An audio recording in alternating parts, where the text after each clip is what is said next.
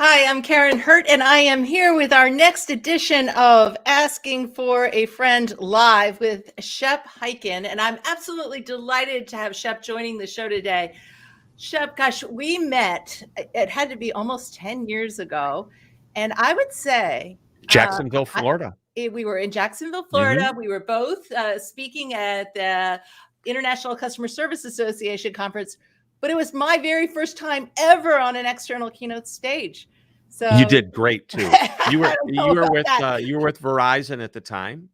You were a big deal executive, and everybody was doing this as they heard your wisdom from that day. I All remember that day the, very well. my biggest memory from that was as I walked off the stage, you said, "Oh, so Karen, when are you leaving Verizon?" And I thought, "Oh my gosh, did I say that from the stage?" Because I was so nervous and I hadn't planned to leave. Asked because you were that good on stage, and I thought you've got a career beyond working for the big company if you wanted it.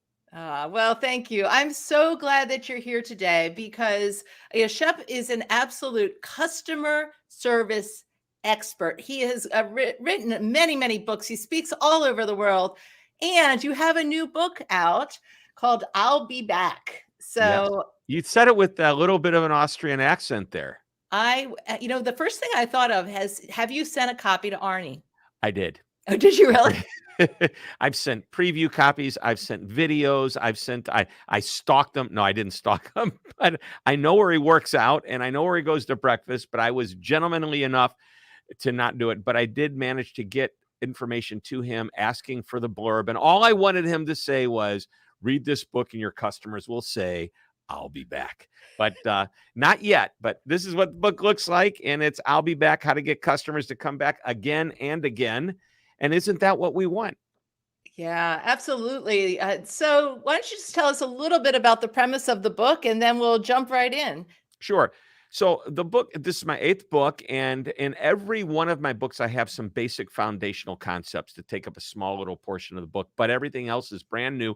And the reason I jumped on this book is several years ago, I was working with a client, and we were talking about all the different ways we measure customer satisfaction. On a scale of 1 to 10, were you happy with the product, with the service? Net promoter score question on a scale of 0 to 10, what's the likelihood that you'd recommend us? And we both agreed that these were very, very important measurements. And then he said, but what we really measure more than anything is the behavior of our customer, not just whether they were happy, but do they come back? And do they come back in the cadence of a regular customer?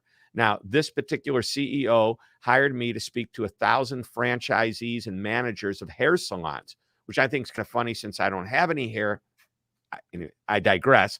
But as we talked about this, I thought, wow, different customers. For example, Karen, I don't know how often you go and get your hair done. You've got much longer hair than I do. But even if I had a little bit of hair, I might go once a month for a haircut. You might get your hair cut. You might get it colored. You might get it permed. There's all kinds of different routines. And he said, we measure the behavior by the cadence of the customer they're supposed to be. That's brilliant. So that's been bouncing around in my head for a while. And then last year I thought, I'm going to write a book about that because I had enough new content that I'd come up with that can drive that I'll be back experience. Perfect. So if you're just joining us, we're here with Shep Hyken, author of I'll Be Back. And if you have a question or your friend has a question, please chat it in and we will make sure that we get to that. So Shep, let's start with this. What is an Arnie?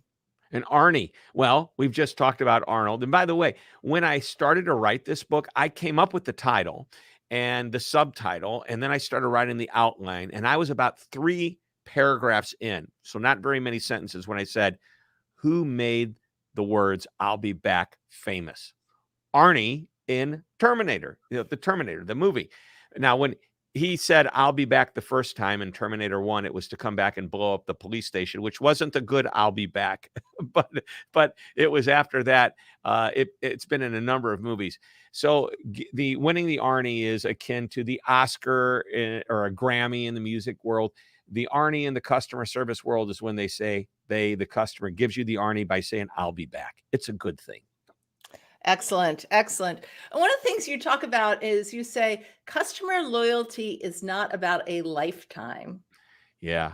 Yeah. So So complete that thought there. everybody thinks it's about a lifetime. It's not. It can turn into a lifetime, but really it's about the next time, every time. And if we ask somebody to focus on customer loyalty and say, we're looking to build a lifetime relationship with the customer, most people go, oh my gosh, this is a daunting task. What can I do? Well, what you can do is break it down into a much smaller, piece. And that is the particular interaction you're in. What are you doing right now to make sure that that customer comes back the next time they need whatever it is that we sell? And if we focus on what we're doing now for the next time, it could turn into every time. Mm. Yeah. So you talk about different kinds of moments of misery, moments of mediocrity, and moments of magic. What differentiates those different kinds of customer experiences? Sure. So this is one of the foundational concepts of everything I do. No matter how many times you'll see me speak, I will sneak this into the speech. Every single book I've written, something about this is in the book. The moment of truth is anytime a customer comes into contact with any aspect of what you do and has the opportunity to form an impression. That idea came from Jan Carlson many decades ago. And it was very timely when he came up with this because the airline that he was running, Scandinavian Airlines, was losing millions of dollars. But it turned out to be a timeless concept. And he says, if you manage these interactions, they can be good and they can be bad. He says, let's make them all good. And I said, great idea. I've given names to those interactions. You've got the moment of misery, which is a bad experience. It could be a complaint, a problem, or just somebody, didn't do what they were supposed to do. There's the moment of magic, which is positive, anything better than average. And by the way, the third moment of truth that I came up with is an average one. And I call that a moment of mediocrity. The problem with mediocrity is people don't complain about mediocrity. How's everything? It's fine. Fine isn't really fine. Fine's just okay, satisfactory, mundane, ordinary. When there's a moment of misery, a problem, you might actually hear about it and get to fix it and save the customer. And again, the moment of magic, and I want to make this real clear, magic isn't about being over the top and blowing somebody away. The little bit of magic you can create is whenever it's a little bit better than average, all of the time. And you are creating what I call customer amazement. Oh, nice. Okay. So here on Asking for a Friend, we like to get very, very practical. Okay. So I would, so you've got a large organization and you really do want to ingrain in every employee. How do you stay constantly focused on ensuring your customers return? Where do you start? Yeah, well, I mean, I think you're hitting on the idea that it's in the culture. It's based with leadership deciding this is what we want to do. And in this chapter, there are 7 principles that drive a positive culture. And it's not like it's a process. I want you to look at these different principles and say, you know what, are they right for me? Number 1, everybody's got to be in it to win it. And that means you've got your leadership team, you've got your employees.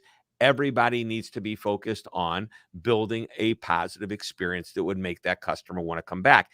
And important for everybody, even if they're behind the scenes, to know that they play a part in that. They may never see the customer, but something they're doing may impact the customer. I'm not going to give you all of them because I can speak for hours on this, literally, because we do a whole program on building that culture of customer amazement. But a few other ideas is you want to make sure that you're hiring right and then letting people do the job they were hired to do. It's like if you hire amazing people, let them be amazing. Don't encumber them. I think and I talk about this in my regular process that we created. The first thing you want to do is define what that experience is. So we talk about putting it in writing. What's that one sentence that defines what your culture is? And to give you an example of that, the Ritz-Carlton, Horst Schulze, he said, we're ladies and gentlemen serving ladies and gentlemen. That's a pretty good mantra. It's 9 words long. Everybody can remember it. And when you say, okay, this is what we're about, you've got that North Star.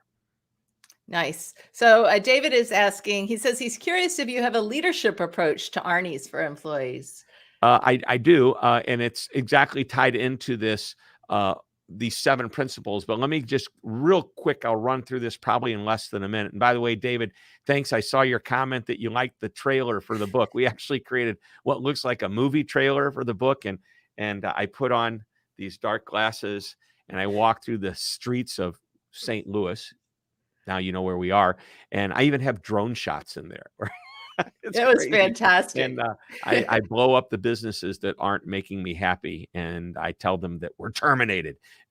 And for the good one, I tell them I'll be back. Anyway, I digress. Here's the 6-step process. Number 1, put in writing. We've already talked about that. Define what you want that customer service experience vision to be. 1 sentence long. Number 2, communicate it over and over again. Number 3, train everybody to it. As I mentioned, everybody's involved in this, even if you don't directly have interactions with the customer. Number 4, leadership has to be a role model. One of the principles we have in the book is we call it the employee golden rule. Do unto the people you work with as you want done unto the customer. And it starts with leadership being the role model. You've got to treat people the way you want the customer treated. Otherwise, what do you expect them to do? You can't, be mean to them, yell at them, scream at them, tell them the beatings don't stop until morale gets better, and then say, oh, and by the way, now go out there and be nice to the customer. Doesn't work. Let's see, that's number 4. Number 5 is it's leadership and management's job to keep everybody in alignment with that original definition that you have from number 1. And I once asked an executive, what's your most important job? And he says, I defend the culture. And this was the CEO of a pretty large company. I said, I thought you'd make a lot of deals. He goes, deals are great, but with the culture's not there, we're not gonna be successful. Finally, number 6, celebrate it when it works. Let people know they're doing a great job. Ah, beautiful. I love it. So you tell a story about William. And William in the call center. And who's William? Yes, this is a good story. Yeah, you want to share that story? Sure. One day, a woman called for technical support. She called Microsoft, and a gentleman answered the phone and goes, hello, my name is William. How may I help you? And he did such a great job. The next time she called back, she asked to speak to William. Well, let me tell you who William was. You could probably guess by now. It was William Gates, as in Bill Gates, the founder, the big guy, the person that made Microsoft happen, right? And what he believed in is he needed to get down into the front line and hear exactly what customers were saying about the software. He wanted to hear about the problems they were having. And he did such a good job that he became really somebody that people would ask for. So what a great example. But I think it's important that leadership needs to come out of the office, go to the front line. Even back in the late 1980s, when I wrote my first book, Moments of Magic, I talked about this company, Anheuser-Busch, where they would, on a quarterly basis, all executives had to spend a day out in the field, driving with a route salesman in a beer truck, talking to their accounts in grocery stores and restaurants and wherever. And that way they were able to connect with what reality was versus just looking at a bunch of numbers and reports that they see on a regular basis. I will tell you that the reason that story really resonated with me. So my last job at Verizon, I was in charge of all of our outsourced contact centers. So we had 10,000 human beings that were taking Verizon's calls who were not Verizon employees. And there were in about 30 centers scattered around. And some of these centers were performing better than others. That's customer service, right? And so what I was constantly working with these teams and helping to get their quality to the next level and employee engagement and culture and all of those things. But what was fascinating to me is I could draw a direct correlation to whether the director, so the highest ranking person in that contact center, could take a customer call or not. Yep. And, if they could not get on the phone and be able to navigate a positive, empathetic conversation with a customer, that call center was not going to make it. And so that, it's constantly like, when's the last time you were on the phones? Right. And obviously you don't need to spend all your time on the phones, but to have the ability, because if you're asking your people to do something that you don't know how to do, it's very, very hard to train people to do that well. And more important, if you're that far removed, you don't know what reality is. You've got to figure it out. And so I think that William Gates or Bill Gates going into the support center and taking phone calls sent a message, and it did 2 things. Number 1 is he learned what was going on. Number 2, it sent the right message to everybody out there that it's obvious that when the head, the person in charge, the CEO, decides it's important enough to spend time either on the phones, shadowing a support person, looking over the shoulder of somebody that's doing chat, just so they can learn what's really happening out there. I think that's invaluable information, and the message it says to the people there is like, we're doing really important work. Yeah. Yeah. We actually tell a story in our book, Courageous Cultures, about one of our clients who was the CEO in the curiosity section. And because he had a strategic go-to-market strategy and it wasn't getting the traction he wanted with his customers. So he went into the call center and he took over a call with somebody who was struggling. And it turned out the customer was asking him questions. He's like, Karin, I did not know the answer to all those questions. Like we still had work to do. Right. And, that How was do a you not shortcut. know that? I mean, we know how it happens. The beauty of it is this leader had the intelligence to say, I need to spend time to find out what's going on. And when they did, they found out what reality was. We've got to do a better job training and equipping our people and then empowering them to deliver on that. Great. I'm glad we have a question from Amanda. Amanda, we're glad that you're here. And she asks a really important question. How can I build relationships with clients if the relationship isn't already there, right? Is that what she's asking? Clients yeah. I think so. So Amanda, if you want to chat in, are you asking about how do you build relationships with clients if the relationship isn't there, or if they're not physically with you? See if she clarifies, but you can answer either question. Yeah, I'll answer it. Well, first, so let's talk about, this is great. There's a chapter in the book about repeat business versus loyal business that really, to me, is about the relationship. And I love repeat business, and everybody should be focused on getting the customer to come back again and again. But getting them to come back again and again doesn't mean they're loyal unless we understand why they're coming back again. And there's some emotional connection that they have to the company. So when you're looking at a customer that seems to come back and they're a regular customer, you might want to know why. Well, maybe it's because I mean, let's just say it's a retail store. I come here because it's closer than the competitor. So what happens when the competitor moves in? All of a sudden, this loyal customer, or at least you thought they were loyal, disappears. And it was because they were never really loyal in the first place. I see what her question is there. We'll get to it in a moment. But I want to cover this. Frequent flyer miles. Karin, you're in Denver. Is that correct? Actually in Maryland. Oh, why did I think David because we spend so much time in the mountains. I know. In Frisco, Colorado. Right. David might have been in Colorado. Yeah. Right. Well, okay. So do you have a favorite airline that you fly? We are loyal Southwest. Right. And by the way, here's what's beautiful about Southwest Airlines. If you ask a loyal Southwest airline passenger, would they consider and by the way, many people travel on the airline because of the frequent flyer programs. I've got more miles over here, so I'm going to keep flying on the airline, even if they're not my favorite airline. It's who I have my points with. But if all the airlines took the points away, and if you ask somebody that wasn't on Southwest Airlines to start with, if you said like they could be on any of the other airlines, and I'm not going to mention them by name, that wouldn't be fair. Many people say, you know what, if I had a choice and miles weren't an issue anymore, I'd probably switch to a different airline. They'd probably switch to Southwest. But do you see what the point is? What's driving the repeat business is a marketing program, not a true loyalty program. To me, loyalty is something that you do for the customer that evokes some type of emotion. Now, Amanda's question, how can I build relationships with clients that are not there? And that's because the relationship is not already there. Well, if first of all, you're using the word client versus customer. Client implies to me there is some type of ongoing relationship. And if the relationship is weak, yes, you are at risk for losing that customer or client, to someone else. So you need to do what's necessary to prove to that client that they're worth doing business with you. And how do you do that? You may reach out to them. You may send them a note. You may call them, not to sell them, but to check on them. This is what I want you to think about. In the world of B2B, where clients reside versus customers are more B2C.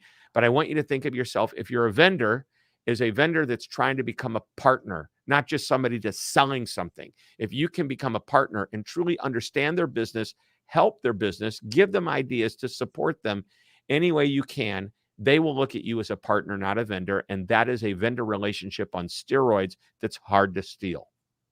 Oh, I could not agree with you more. That is in our business so important, right? To show up generously and not and build relationships and be helpful. Yep. And it's interesting. I was thinking about in the story that you talk about with the loyalty program and the barber and the punch card. Yeah. Yeah. And so you're like, well, he has a punch card and people are loyal, but they're coming back for the free haircut, They're but coming not back. when It's he's really, missing it's all a the other marketing elements. program, not a loyalty program. It's a discount program. If I give you a free haircut, if I punch the card the 5th time, it's free. That means I've given you a 20% discount. Yeah. Ultimately across the board. And you have to recognize sometimes customers are coming back for the perks, for the benefit of something free, because they love that discount. They don't necessarily love what you do. They're willing to tolerate it because of the discount. Yeah. So I will just a hairdresser example. So during COVID, I texted my hairdresser who what was at this point, she worked, her place that had been shut down was 10 minutes away from my house. I texted her. I'm like, okay, I'm going to have to go to the grocery store and cover my gray. I have a problem because I'm still doing virtual events. I can't look like this. She's like, I'll be right over. And Yeah. she brought me, she didn't do it because it was right at the beginning, it was too dangerous. But she brought me, she's like, mix this, do that. Like she brought me her professional supplies. Wow. And, Wow. and then now she's moved her business to Baltimore. I drive to Baltimore. I drive an hour now and I am so loyal to her because she was there when I needed her. Yeah. You're willing to drive beyond all of her competitors because of the way she makes you feel. She made you feel important. She made you feel special. She personalized the experience for you. And she was there when you needed her. Yeah. Yeah. All right. Well, you had a couple of provocative things that you said. Well, many, but there were a couple more that stuck out to me. You said nothing has changed in customer service. And I think, Yeah. well, on the surface, so much has changed. So can we unpack that for a moment? Sure. And on the surface, and that's where it is. It's on the surface. That's what's changed. Because otherwise, since the beginning of time, from the first customer that ever said, hey, will you help me? Or I have a question, or I have a complaint. They wanted this answered or resolved, and they wanted to be happy when the experience is over. Can you tell me if that's changed in the centuries? Okay. Do you think that's going to change in the next 50 or 100 years? Probably not. Now, what gets us to that happy spot, the methods that we use, we're getting better and better. And that includes technology that we might be using. That has changed, and it's driven a better experience if it's used for the right way. There's another chapter in the book about how you can't automate a relationship. And many companies take these technologies that seem to be working for customers, they become enamored by them, and then they go out of balance. They push it too hard. They create like a digital portal where you can go in. That's a fancy word, portal. They create the experience where you can go onto their website and type in frequently asked questions. And not only will they see a knowledge base of answers, but they'll also maybe an artificial intelligent chat bot will come on and ask you, how can I help you? And you answer, but then wait a minute, I need to talk to a human being. Sorry, we don't have human beings anymore. Big mistake.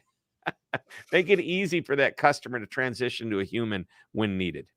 Oh my goodness. Don't get me started about my problem I had with Twitter the other day. Uh-oh. You can't contact them and get a response. But I had so my account had been hacked and taken down by, I was treated like a criminal. Right. But my customer experience of trying to get them to respond was really frustrating. And I think that's it. You still do need to be able to say, if I need to reach a human being, how do I reach a human being? Right. And there needs to be a easy way to get there. And that's one of the reasons customers, there's a chapter in the book about why would customers terminate you? Get it? Terminate. I'll be back. Terminate.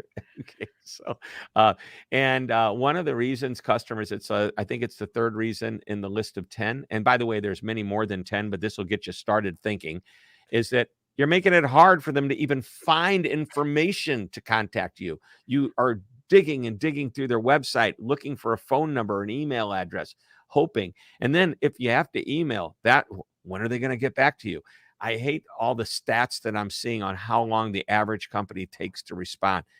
It has nothing to do with what's in the book, but it's what, if you think about it, fast response is what gets customers to say, you know what, I like doing business with them.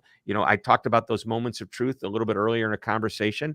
A good one is, how quickly do you respond? If I send you an email, by the way, my expectation changes from channel to channel. If I call you on the phone and you put me on hold for an hour or 2 hours, I'm going to be really upset. If you tell me you're so busy, you can't talk to me now. But if you put me on hold for a minute or two, I'm delighted.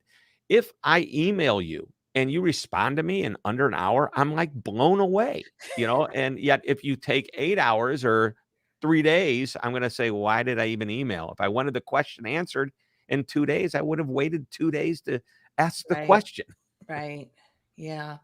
You have a lot of good reasons on that list. As I was reading that list of 10, I was like, yes, yes, yes, yes, yes. These are Well, all the things that tick me off, right? being apathetic toward a customer. I mean, and by the way, in the 1980s, the Technical Assistant Research Program, commissioned by the White House Office of Consumer Affairs, did a study as to why customers leave companies. And it was like 70% left because apathy. People just didn't seem to care. And that's like the top reason I have it still today. And we do research every year now, and that's probably the top reason: apathy and rudeness and lack of knowledge. The people don't know what they're talking about. These are the types of things that play into losing confidence. And you'll hear me talk about this a lot, is that our goal is to create confidence. When there's a problem, you don't just fix a problem, you restore confidence. We're doing everything we can to make the experience such that a customer has the confidence to want to do business with us again. Nice, nice. So the final story I'll mention is where you say you were being asked to give a 40-minute keynote, and then somehow, they were running behind and this and that, and they're like, you got just 2 a minutes. little. And I was thinking, gosh, how would I narrow my thing down, my message down to 2 minutes? And, but I did it in less than 2 minutes. so I why did don't it you in share, like maybe 2 seconds. since we have like 2 minutes left, what is Yeah. your 2 minute, less than 2 So minute? what happened is I was supposed to have 40 minutes, and they said you have to end on time no matter what time you start. You can go long if you start early, but you got to cut it short if you start late. And everybody before me went so late, there were 2 minutes left. So the client said, don't go on. I go, no, I got something. I'm going to go talk to him. So I walked out there. The applause was there. And I said, I realize all of you are wondering how I'm going to get us out of here on time. Well, I'm about to deliver the shortest customer service speech in the world. So let's say I was just, introduced. You're applauding. Here I am. Are you ready? Be nice. And then I turned around and started to walk off. And then I picked up the microphone. I said, okay, be nice. Sounds pretty common sense, but think about it. It's not so common, and it's so important. If you're a restaurant and have the best food in the world, if the servers aren't nice and the maitre d' was not, just really friendly at all, you're never coming back. Be nice. And by the way, can't wait to see you next year when I can finish the rest of the speech. See ya. And that was it. And nice is hard sometimes. So, I mean, there's a lot. I've written 8 books about being nice. all right. We're almost to the top of the hour, Shep. So I want to make sure that you have an opportunity to leave our listeners with any last words of wisdom, and make sure that they know where they can get your book and all of that. Well, they can get the book anywhere books are sold: Amazon, Barnes & Noble, Books A Million, my website, which is I'llBeBackBook.com, or just go to Hyken.com. But yeah, I would love for you to pick up the book. I think you're going to love it. I think every page you open up to, there's going to be something that'll drive conversation or give you an idea that will help you create the I'll Be Back experience for your customers. All right. Thanks. So, Thanks Shep, for it's having me. always just such a pleasure to talk with you. We haven't been in person together in a minute, so I'm looking forward to the next time for that too. Can't wait. Okay, so we have a great lineup coming for Asking for a Friend Live. And our next, we are going to be talking about how can I have more fun at work, which was a little more complicated than it used to be. So I hope you will join us then.